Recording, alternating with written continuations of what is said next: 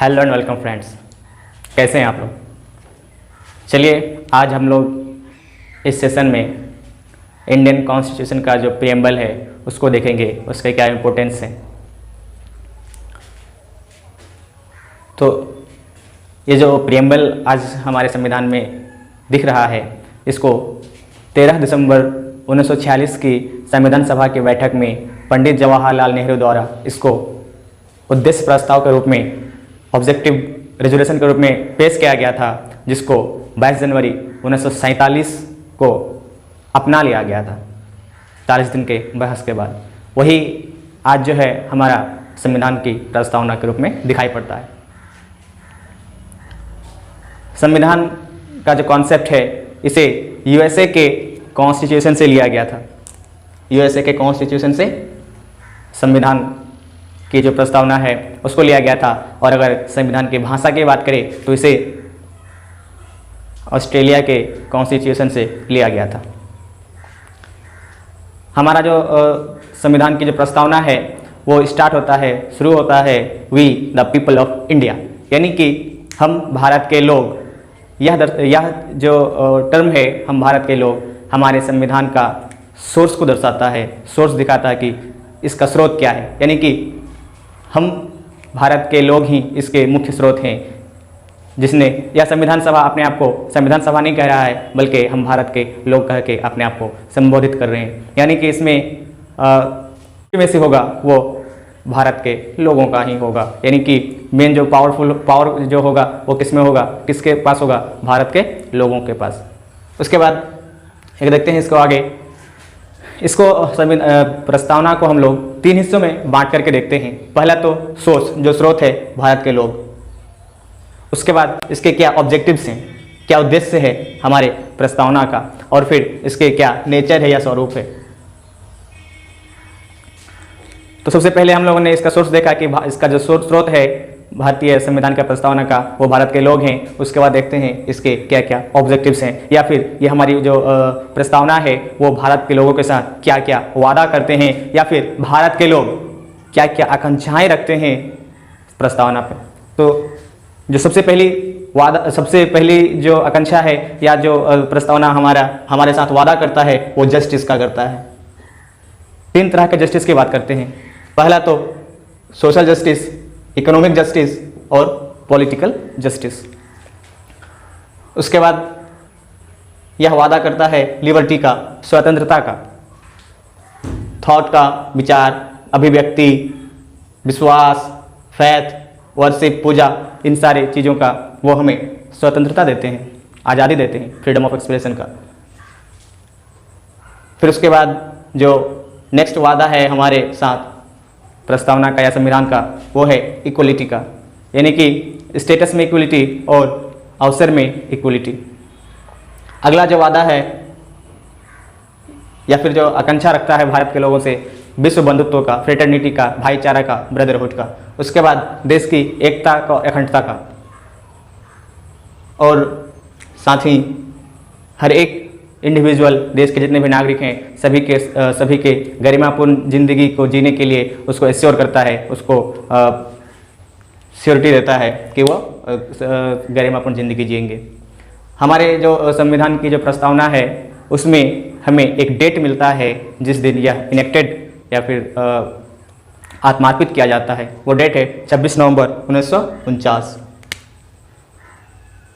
और भारतीय संविधान जिस दिन पूरी तरीके से लागू हो जाता है 26 जनवरी 1950। इस डेट की जानकारी हमें हमारे संविधान के आर्टिकल 394 से मालूम चलता है कि हमारा जो देश का संविधान है वो 26 जनवरी 1950 को लागू हुआ।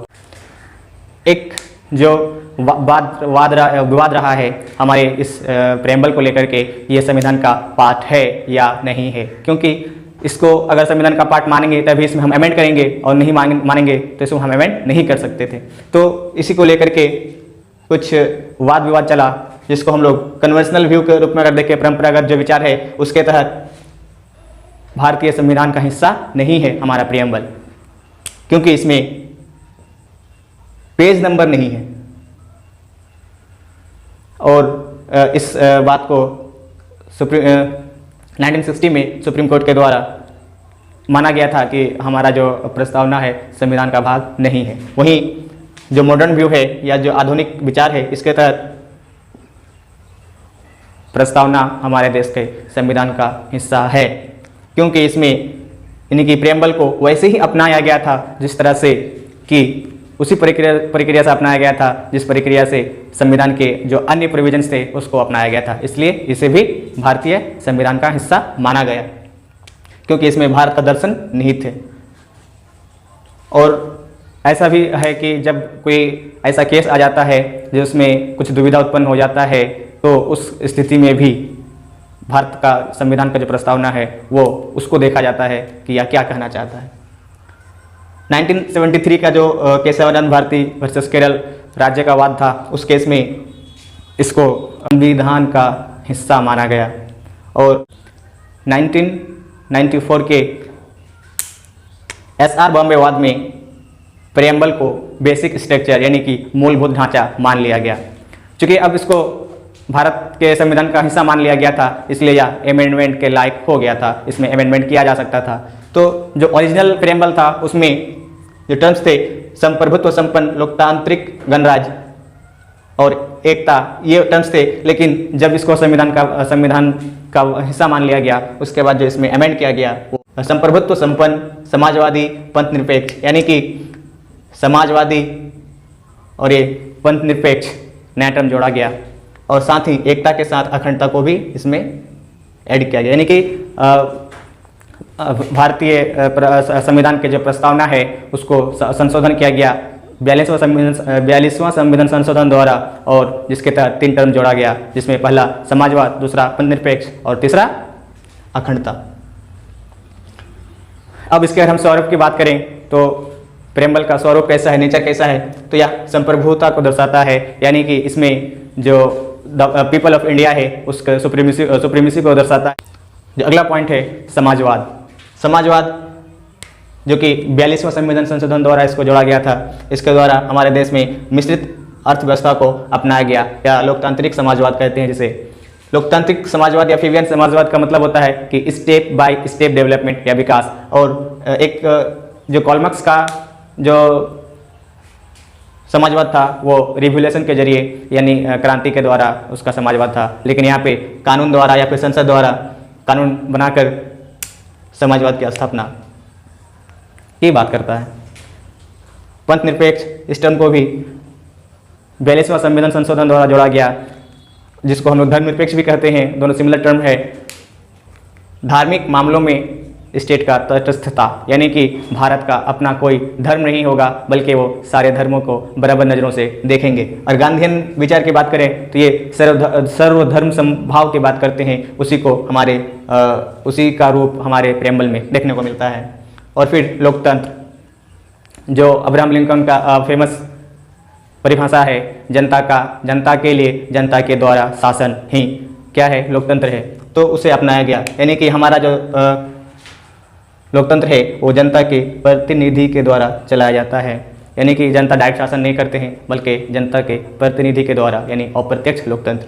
और गणराज्य यानी कि हेड ऑफ द स्टेट चुनकर आएंगे, वो अनुवांशिक नहीं होंगे जैसा कि ब्रिटेन में होता है, रॉयल फैमिली से ही उसके उत्तराधिकारी आते हैं।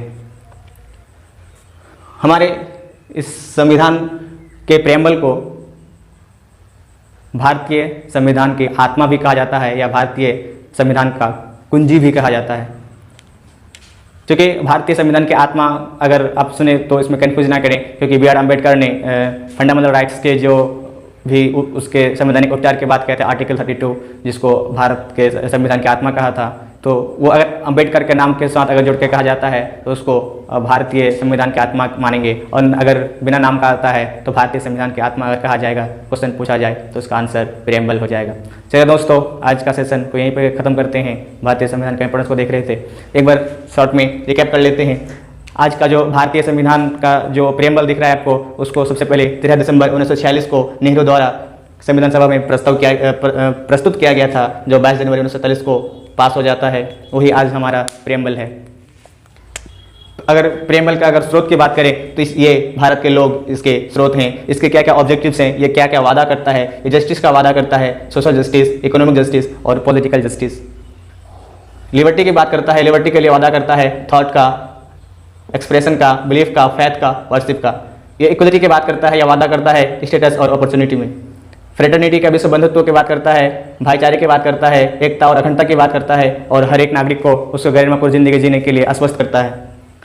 हमारे इस प्रेम्बल से एक डेट मिलता है जिस डेट को इसे आत्मार्पित किया जाता है और जो जिस दिन भारत का संविधान लागू होता है वह डेट हमें आर्टिकल 394 से मिलता है।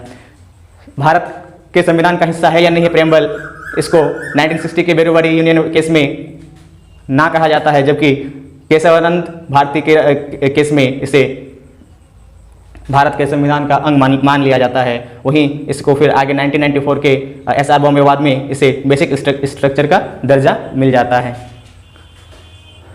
जो हमारा ओरिजिनल प्रेम्बल था उसमें